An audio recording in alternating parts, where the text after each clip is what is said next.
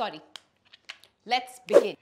इस दुनिया में शायद ही कोई ऐसी लड़की या लेडी होगी जिसने सजने संवरने का शौक ना रखा हो। I mean, we girls love to put makeup. हमें बहुत अच्छा लगता है खुद को जितना कोशिश कर सके प्रेजेंटेबल दिखाने का। अब चाहे आप ऑफिस में जाने वाली लेडी क्यों ना हो या फिर फेस्टिवल्स के लिए तैयार होने की एक्साइटमेंट क्यों ना हो, लड़कियां हर तरीके से काजल, लिपस्टिक्स या फिर लाइनर का यूज तो करती ही हैं। मैंने अब तक के अपने लाइफ में ये देखा है कि कम या फिर ज्यादा, लेकिन मेकअप हर कोई यूज करता है। सो इसी मेकअप और ब्यूटी प्रोडक्ट्स को अगर आपका बिजनेस बना लिया जाए तो।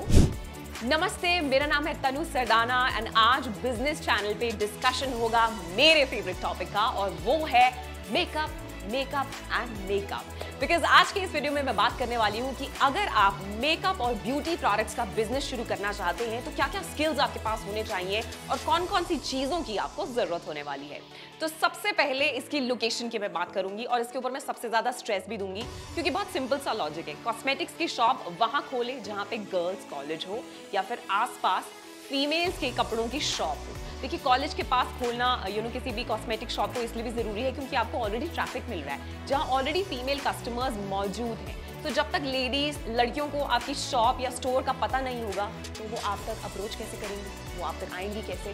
सो इसी वजह से लोकेशन पे मैं हमेशा स्ट्रेस देती हूँ कि चाहे बाकी चीज़ों पे आप लोग कॉम्प्रोमाइज कर लें, लेकिन लोकेशन को खासा ध्यान रखें, पेशेंस के साथ डील करें। जो भी जगह पे आप विजिट कर रहे हैं रेंट पे अपनी शॉप या स्टोर लेने के लिए, उसके ऊपर बहुत मेहनत और रिसर्च डेफिनेटली करें। अब कॉस्मेटिक्स और स्किन केयर प्रोडक्ट्स का होलसेल चुनने में थोड़ा सा एक्स्ट्रा एफर्ट आपको अगेन लेना पड़ेगा, क्योंकि आजकल रेप्लिका, फर्स्ट कॉपी और नकली प्रोडक्ट्स की मार्केट में भरमार है। काफ़ी लोग नकली प्रोडक्ट्स भी बेच रहे हैं और ज़्यादा से ज़्यादा अपनी शॉप्स में मैं आपको सजेस्ट करूँगी शुरू में सामान भरने की ज़रूरत नहीं है। फोकस करें क्वालिटी प्रोडक्ट्स पे और अच्छे ओरिजिनल प्रोडक्ट्स में ही डील करें। तो क्वालिटी के ब्रांड्स खरीदें और धीरे धीरे अपने स्टोर में उसको बढ़ाएं। कॉस्मेटिक शॉप या फिर स्टोर को ना लेट्स डिवाइड इनटू 2 पार्ट्स में। मैंने एक सिंपल सा गणित लगाया है कि जिसमें पहला जो डिवीजन है, जो फर्स्ट आपका आता है सेगमेंट, उसमें आप shampoo, soaps, cream, sunscreen, moisturiser, deodorants, lipsticks, nail polishes, ये सारी चीजें आपकी पहली कैटेगरी में आती हैं। और इसमें आपको थोड़ा सा मार्जिन, जो आपका प्रॉफिट कमाने का जो मार्जिन है, वो थोड़ा सा कम होता है, क्योंकि रेट टू रेट चीजें आप खरीदते हैं और फिर 2 रुपए या 4 रुपए ज्यादा एक्स्ट्रा आप बेच देते हैं।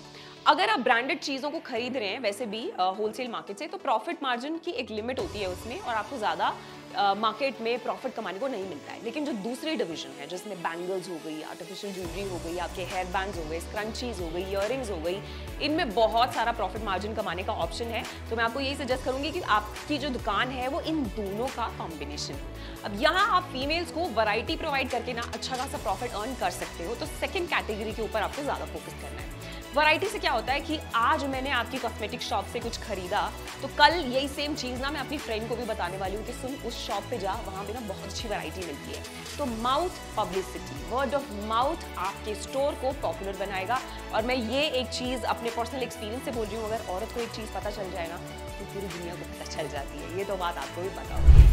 Now, I will tell you 2 highest selling products जो आपको अपनी शॉप पे रखना ही रखना है, जिससे बिल्कुल कॉम्प्रोमाइज नहीं करना। ध्यान से सुनिए इस बात को। नेल पॉलिशेस और लिपस्टिक्स, ये 2 ऐसी चीज़ें हैं, इसमें आप जितनी चॉइसेस लड़कियों को, लेडीज़ को प्रोवाइड करेंगे, उतना आपके पास कस्टमर्स खींचे चले आने वाले हैं।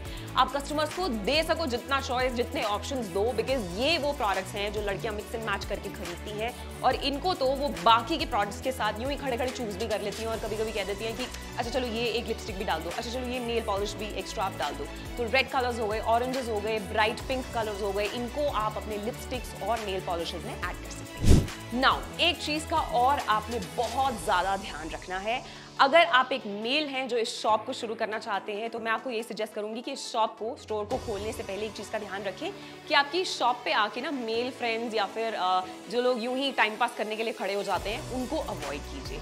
यूजुअली हम गर्ल्स ऐसे स्टोर्स पे जाना अवॉइड करती हैं जहाँ पे specially because it's about cosmetics, right, it's a very private thing. तो हम कोशिश करती हैं जहाँ पे हम सेफ फील कर रही हैं उधर ही जाएं। तो इस तरीके की बातें तो बाद में भी हो जाएंगी, पहले आप फीमेल सेंट्रिक प्रोडक्ट्स पे ध्यान दीजिए, क्योंकि उनको बेचना है तो फीमेल्स के हिसाब से ही, उनके कंफर्ट को सोच के ही आपको आगे बढ़ना होगा।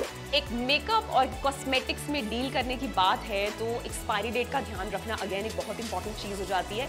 यूजुअली एक स्किन केयर या फिर ब्यूटी प्रोडक्ट की ना 5 से 6 साल तक की एक्सपायरी डेट या फिर शेल्फ लाइफ होती है। तो जब भी आप सामान खरीदने जा रहे हैं होलसेलर के पास तो आप एक्सपायरी डेट का भी खास ध्यान रखिए। ऐसे प्रोडक्ट्स ही लीजिए जिनकी एक्सपायरी डेट को होने में अभी टाइम है, ताकि जो भी कस्टमर आपसे शॉपिंग कर रहा है उसको भी ज़्यादा टाइम मिले अपने प्रोडक्ट को यूज़ करने का। एंड अपनी शॉप पे अगर स्पेशल डिस्काउंट्स एंड ऑफर्स रखेंगे स्पेशल डेज के लिए तो मैक्सिमम लोगों को आप अट्रैक्ट कर पाएंगे अपनी दुकान पे। जैसे मैं आपको एक एग्जांपल देती हूँ, स्पेशल डिस्काउंट्स की जब मैं बात कर रही हूँ तो उसमें आप इंक्लूड कर सकते हैं वैलेंटाइंस डे या फिर उनके बर्थडेज पे अगर आप उनको कुछ एक्स अमाउंट ऑफ डिस्काउंट दे दें तो लड़कियों को ये चीज़ बहुत लुभाती है। या फिर एक एक्स्ट्रा नेल पॉलिश फ्री में अगर आप उनको दे दें, या फिर बिन्नी के पैकेट आप फ्री में अगर उनको प्रोवाइड कर दें, या हेयर बैंड्स जो बहुत अच्छे आते हैं। इस तरीके के ऑफर्स गर्ल्स को काफ़ी अच्छे लगते हैं। कोई भी बड़ा ब्रांड क्यों ना हो, मैंने एक चीज़ देखी है, बड़ा ब्रांड छोटा ब्रांड, लेकिन अगर ये फ्री की चीज़ें जो हमें मिलती है ना, साइकोलॉजिकली हमारे दिमाग को ये बहुत ल्यूक्रेटिव लगती हैं। तो आप भी अगर इस तरीके की स्ट्रैटेजी फॉलो करेंगे तो एक छोटे बिजनेस से एक ब्रांड में आप कन्वर्ट हो पाएंगे। तो अगर आपको नेचुरली लोगों को इंक्लाइन करना है अपनी शॉप की तरफ तो ये एक अच्छा आइडिया है। तो धीरे धीरे आपके पास कस्टमर्स भी इसी के लिए मेंटली प्रिपेयर हो जाएंगे कि जब भी मैं इनके शॉप पर जाती हूँ मुझे कुछ फ्री ज़रूर मिलता है। तो ये कुछ ऐसी बेसिक टिप्स थी to start your own store of cosmetics and makeup.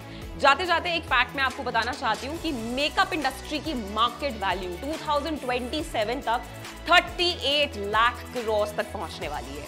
तो अगर आप इस इंडस्ट्री में एज अ मेकअप आर्टिस्ट उतरना चाहते हो तो फ्रीडम ऐप पे एक मेकअप आर्टिस्ट का कोर्स आपके लिए ही डिजाइन किया गया है, जहां पे आप एक्सपर्ट से सीखेंगे कि किस तरीके से इस इंडस्ट्री में मैक्सिमम प्रॉफिट बनाया जा सकता है। उससे बेनिफिट उठाने के लिए आज ही फ्रीडम ऐप को डाउनलोड करके इस इंडस्ट्री में उतरिए और अपने ड्रीम करियर को रियलिटी में कन्वर्ट कीजिए।